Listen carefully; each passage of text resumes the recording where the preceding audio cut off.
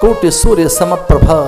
हमारे अज्ञान रूपी पर्वत शिखरों में अज्ञान रूपी जो चट्टान है, अज्ञान शिला जो है, उसके भीतर कोई चुपके से ऐसी बारूद रख दीजिए, कुछ ऐसा रख दो और फिर कुछ ऐसा स्पार्क करो, कुछ ऐसी चिंगारी लगाओ कि अज्ञान चट्टानें चूर चूर हो जाएं और क्या बन जाए? मार्ग निकल आए, मार्ग बने।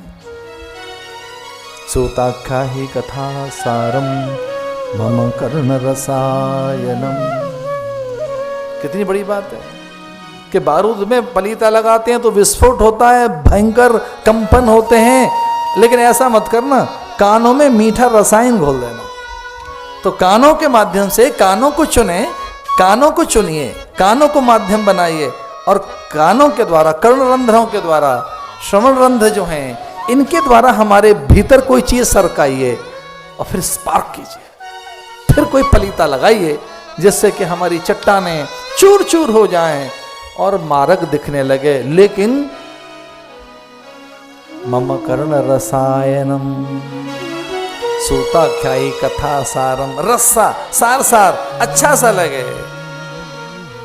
अब आप ऐसे इस धरातल पर कथा सुनाएंगे कि पार्वती सो गई, तो कई लोग तो पार्वती का पक्ष लेते हैं।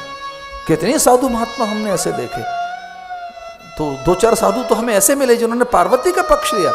बोले महाराज पार्वती सही थी, तो हमने कहा क्या सिद्ध करना चाहते हैं आप? बोले भगवान उस धरातल पे खड़े होकर कथा सुना रहे हैं कि पार्वती की समझ में नहीं आई, तो फिर आदमी सो गया। कोई रसीली कथा होती, कथा में थोड़ा रस होता, कथा में थोड़ी सी कुछ शुष्कता हो गई होगी, कथा में कुछ शुष्कता आ गई होगी, कथा में बहुत ऊंची उड़ान रही होगी, कथा में कहीं उत्तम उड़ान, ज्ञान की ऊंची उड़ान, कथा में कोई बहुत ऊंचा दर्शन, तो कथा उस स्तर की सुनाई गई कि वो पार्वती नहीं सुन पाई, या लगा कि शुष्कता इतनी तो समझ में ही नहीं आ रही। तो मैंने अपने मित्र संतों से कहा कि आप क्या कहना चाहते हैं?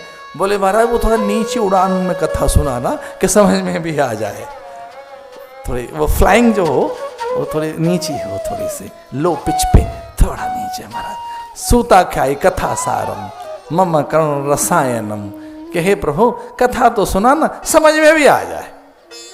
हमारे समझ में भी तो आनी चाहिए, कहीं ऐसा ना हो कि पंडित की पेचीदगियां हो, ग्रंथों की जटिलताएं हो, वो इतनी क्लिष्टता हो, दुरूहता हो, दुर्गमता हो, कहीं ऐसा ना हो कि वो ऐसे सिद्धांत हो जटिल क्लिष्ट, अथवा वो कुछ हमारे आसपास समझ में ना आए।